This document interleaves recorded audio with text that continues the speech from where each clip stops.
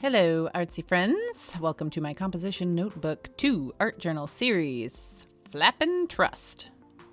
Already I'm flapping.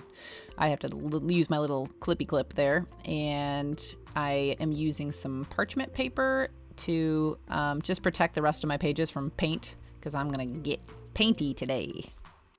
I am starting by putting a little dot of paint along the edge of my page in all my beautiful favorite colors.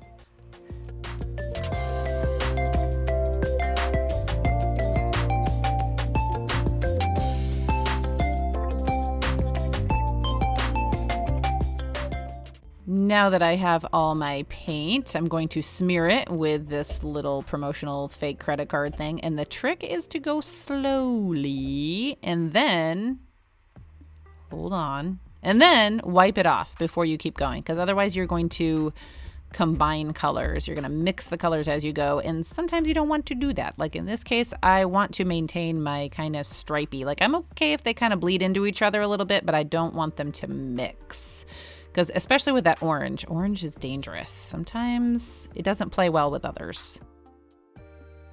So my text today is a Bible verse. It's from Psalm 40:1-4. I waited patiently for Yahweh. He inclined to me and heard my cry. He drew me up from the pit of destruction, out of the miry bog, and set my feet upon a rock, making my steps secure. He put a song in my mouth, a song of praise to our God. Many will see and fear and put their trust in Yahweh. Blessed is the man who makes Yahweh his trust. And I used a method where if I ran out of room on one of the lines, I just continue the word on the next one just to keep it very justified, so the left and right edges are lined up. Okay, so now I'm grabbing some stencils and I am going to play around first with some silver paint because it's shiny. And if you've been here before, you know that I like shiny things. I just like to look at my pages from different angles and see reflection or metallics. So, yeah.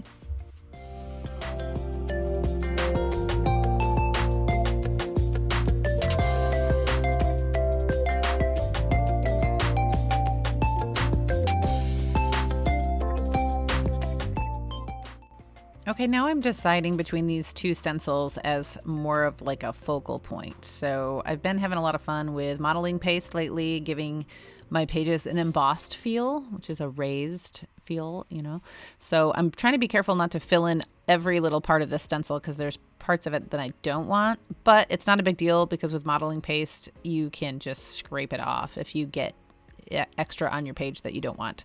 So again, I'm just using an old card and smoothing out the top, and then you just kind of look to make sure it's kind of even on the top. There's no gouges in between the stenciling.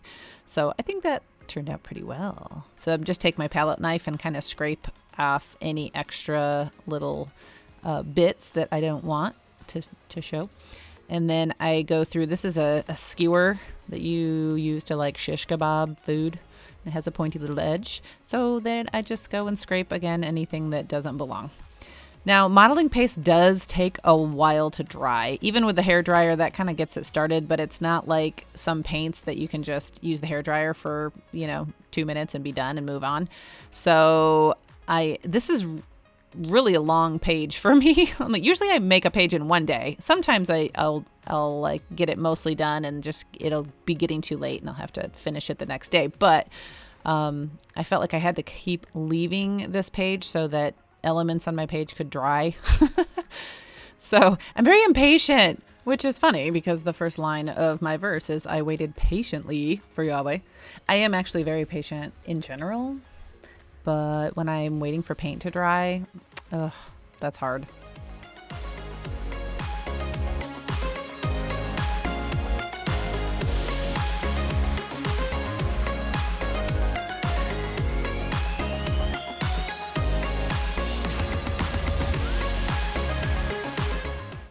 Okay, so this is the next day. It's in the morning, so I've got some weird lighting going on.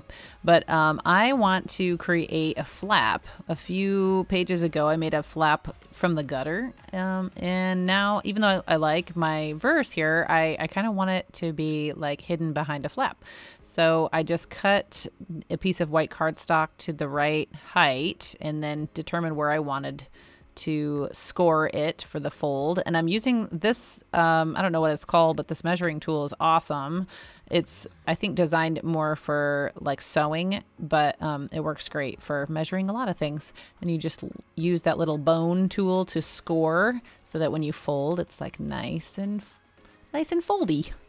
Isn't that nice? So before I glue it down, I'm going to do any of the painting and stenciling and whatever I want to do to the flap. I'm just going to do that separately. So first I'm lining up my colors because I decided I want to have a continuation of the same stripe pattern on my flap so that when it's down, it kind of looks like one cohesive page. But it is a solid white background as opposed to the grid, so it's going to look a little different. And then instead of just using a paper towel to clean off my card, this time I am flipping to the next page and I'm just going to start laying down color for my next page. So so if you saw my first composition notebook, I actually seeded all of my layouts ahead of time. So this time I'm kind of just doing each page as I go, but I hate wasting paint. So if I have too much paint left, then I try to at least throw it on a new page. And if I don't like where I have to start on that new page, then I can always cover it up. So no big deal. Okay, so I wanted a little bit more pink, and so I'm adding a little bit more, and here's like a little bit more orange, but you got to be really careful if you're going to do that, if you're going to add to your little smear paints, because they will most likely start to blend with each other, blend by like mix and, turn to mud. But anyway, there it is. It's 90% dry, and I'm just kind of testing it out to make sure I like, how it all lines up. But I'm going to go back while that is finishing drying. I am going to go back and work on my embossed modeling paste focal points. And oops, I got a little wet paint on that. But hey, sometimes oopses just turn out to add character. So in that case, it was no big deal.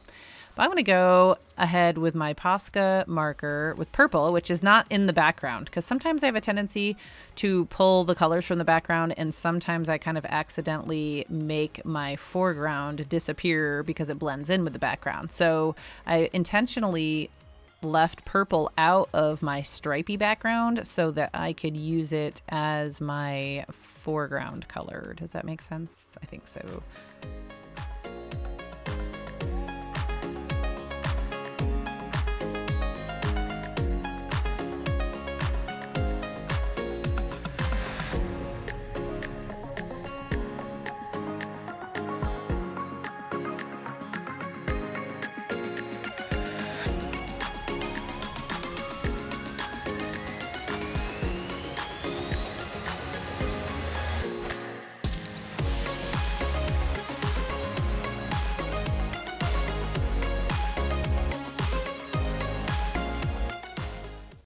Okay, so I love the way the purple just pops off the page now. Okay, so I didn't want to leave my flap just straight. So I'm using this old cutting tool that I've had forever, along with my other creative memory supplies. When I got married in 2002, for a wedding present, one of my husband's friends was a creative memories scrapbook consultant. And so she got me started with some tools, and I still use most of them to this day, for some purpose or another. Okay, so I'm going to use that same stencil in modeling paste and go ahead and make another embossed image on my flap.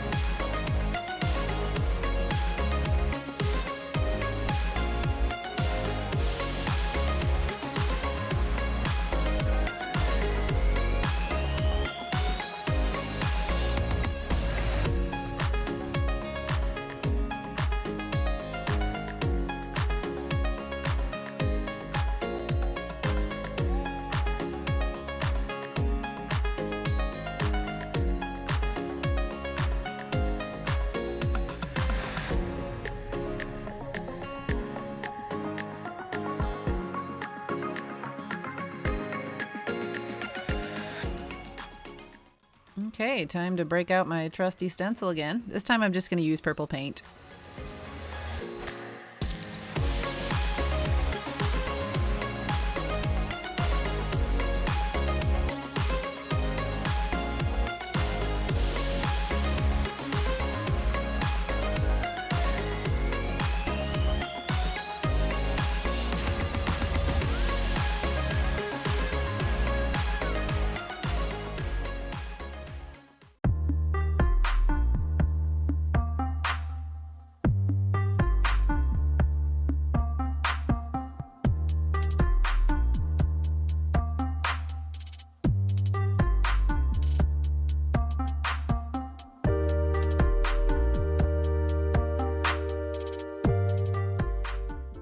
Okay, I decided to tear the back side of the flap, and I'm really liking how that page is getting started. I'm looking forward to doing that next. So in the meantime, the flap, because the stripes kind of faded into the side there, I wanted to do something to kind of distinguish my little wavy flap. So I am going to paint in a purple wave. And even though I say paint, a Posca marker is actually just paint in marker form.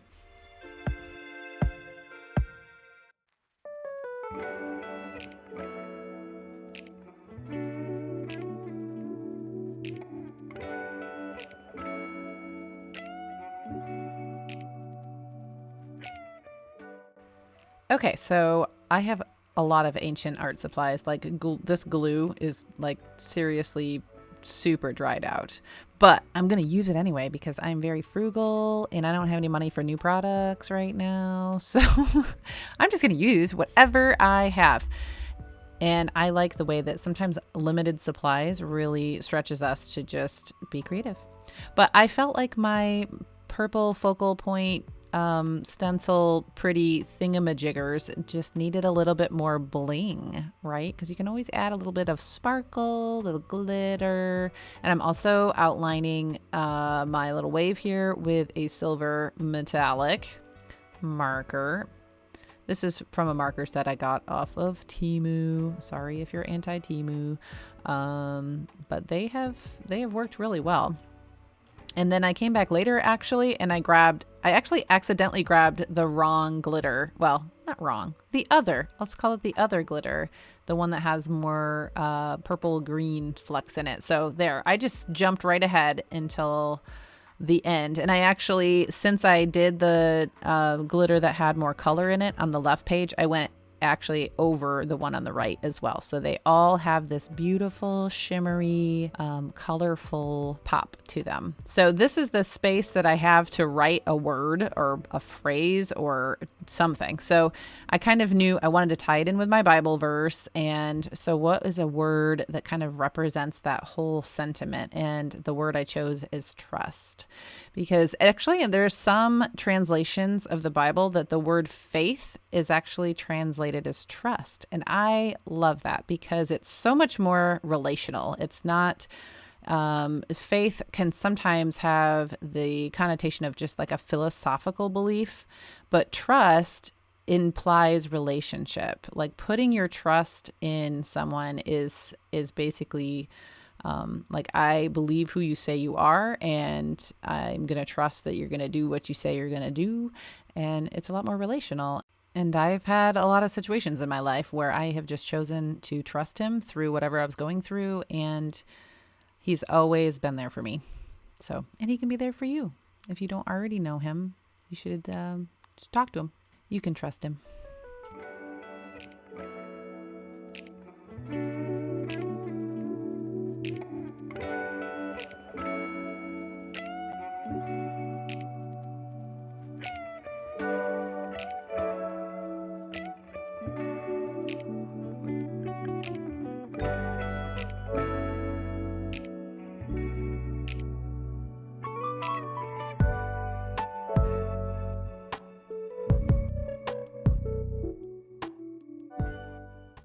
Yes, I just glued down the letters and I am done. I hope that you enjoyed hanging out with me today and that you'll come back and hang out with me again and that you're inspired to go make some art. And I hope that you have a very blessed day.